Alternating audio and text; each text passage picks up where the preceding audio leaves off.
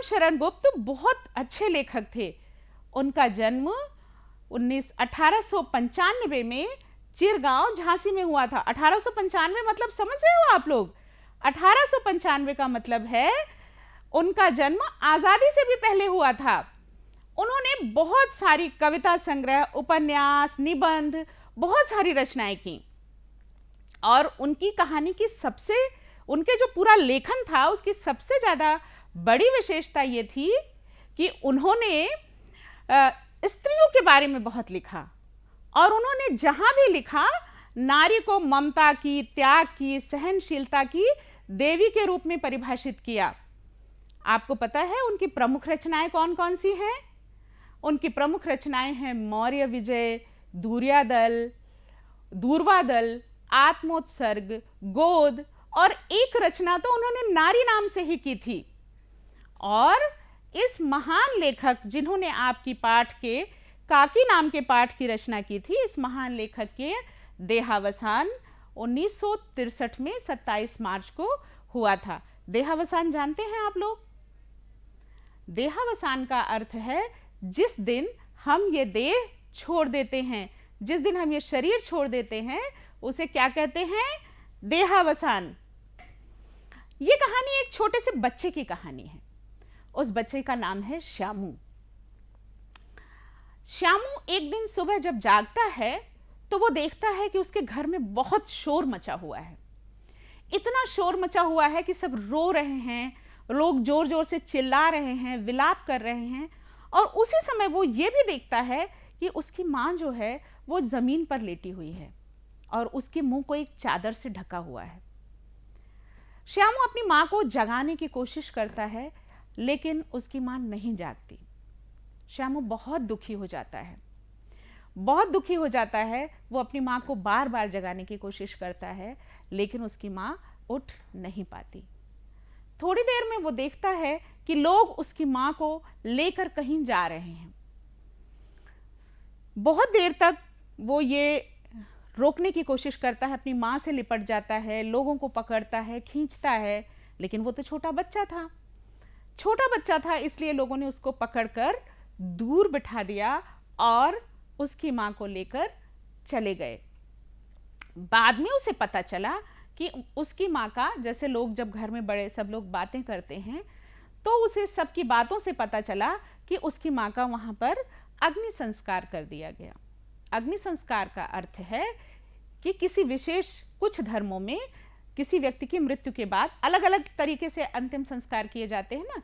जैसे कुछ जगह पर जला दिए जाते हैं, और भी तमाम अन्य विधियां हैं। पारसियों की अंतिम संस्कार की अलग विधि है।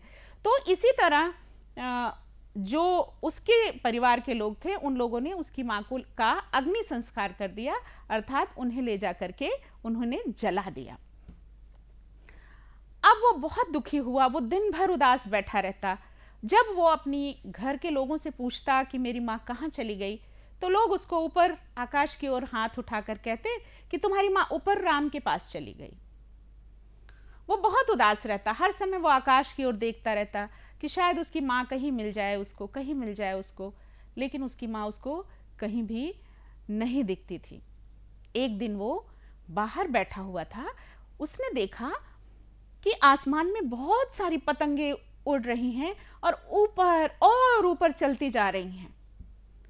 ऐसा देखकर उसका मन एकदम खिल उठा और उसके मन में एक आइडिया आया और वो दौड़ कर आया और उसने अपने घर की जो सेविका थी, उसका बेटा भोला, जो उसका दोस्त था श्यामू का, उसको बुलाया और उसने कहा मेरे मन में एक आइडिया आया है, तू मुझे बस एक पतंग ला कर दे दे।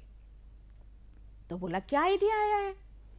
तो उसने कहा कि हम पतंग में पतंग ऊपर भेजेंगे और काकी को उस पर चढ़कर नीचे उतार लेंगे, उस पर चढ़ाकर।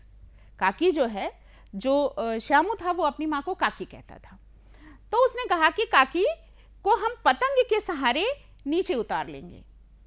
भोला को भी आइडिया बहुत पसंद आया, और लेकिन उनके पास पैसे नहीं थे। अब क्या करें? तो उसने जाके अपने पिता, जो श्यामू के पिता थे, उनका नाम था विश्वेश्वर, तो विश्वेश्वर के जो कोट है वो दरवाजे के पीछे टंगा हुआ था। तो उसमें से जाकर भोला ने श्यामू ने 25 पैसे निकाल लिए और जाकर के पतंग और उसकी डोर ले आया। अब उन लोगों ने जब पतंग और उसकी डोर बांध ली, तब फिर भोला को एक और आइडिया आया। भोला ने कहा कि इस पर तो मां बैठकर उतर ही नहीं पाएगी इतनी पतली डोर पर, तो हमें कुछ ऐसा करना चाहिए कि इसमें 2 बड़े रस्से बांध देने चाहिए पतंग में। जब हम रस्से बांध कर भेजेंगे तो मां नीचे आ जाएगी उससे उतरकर। अब उन लोगों ने एक और आइडिया लगाया। उन्होंने कहा कि हम पतंग पर काकी लिख देते हैं ताकि पतंग जो है सही जगह पहुंचे। अब भोला को तो लिखना ही नहीं आता था, न श्यामू को ही लिखना आता था। तो जो भोला का बड़ा भाई था जवाहिर, उनसे उन लोगों ने एक कागज पर काकी लिखवा लिया और काकी लिखवाकर उसको पतंग पर चिपका दिया। और वो कमरे में बैठकर पतंग में रस्सा बांध रहे थे। अचानक उस कमरे में विश्वेश्वर, जो श्यामू के पिता थे, उन्होंने प्रवेश किया, एकदम गुस्से से रौद्र रूप धारण किए हुए। और इतने गुस्से में थे कि उन्होंने श्यामू को एक तमाचा मारा और बोला कि तूने चोरी की। इतनी ही देर में भोला जो है वो मुखबिर हो गया। जैसे ही उसने विश्वेश्वर को रौद्र रूप में देखा तो वो एकदम गुस्से, उसको वो डर गया और उसने कहा कि हाँ, इसने आपकी जेब से 1 रुपए चुराए। पहले तो 25 पैसे चुराए थे तो वो जान ही नहीं पाए थे, लेकिन जब 1 रुपया चुराया तब विश्वेश्वर को पता चल गया कि इस हमारी जेब से कोई लगातार पैसे चुरा रहा है। अब भोला ने मुखबिरी में ये बता दिया कि श्यामू ने आपकी जेब से 1 रुपए चुराए।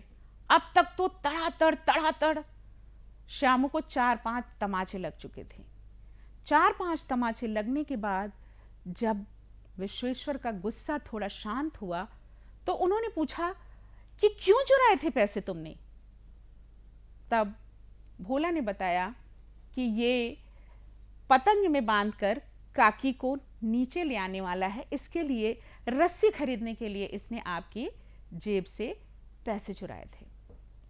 विश्वेश्वर ने वहां पर तुड़ी मुड़ी जो पतंग पड़ी हुई थी उसको उठाया और देखा तो उस पर एक कागज में चिपका हुआ लिखा हुआ था काकी। विश्वेश्वर बहुत दुखी और निराश होकर कमरे से बाहर चले गए। कहानी यहीं पर खत्म हो जाती है। कहानी अचानक से इस तरह से इसलिए खत्म होती है क्योंकि कहानी सिर्फ इतनी, यही कथा वस्तु थी इस कहानी की, कि कहानी में एक बच्चा था जो अपनी माँ को ऊपर से, राम जी के घर से, स्वर्ग से पतंग के सहारे उतारने की कोशिश कर रहा था। अब कहानी आगे बढ़ती अगर इसमें ऐसा संभव होता, लेकिन वो चूंकि बालक था, वो जो सोच रहा था वो संभव नहीं था, इसलिए कहानी यहीं पर समाप्त हो जाती है।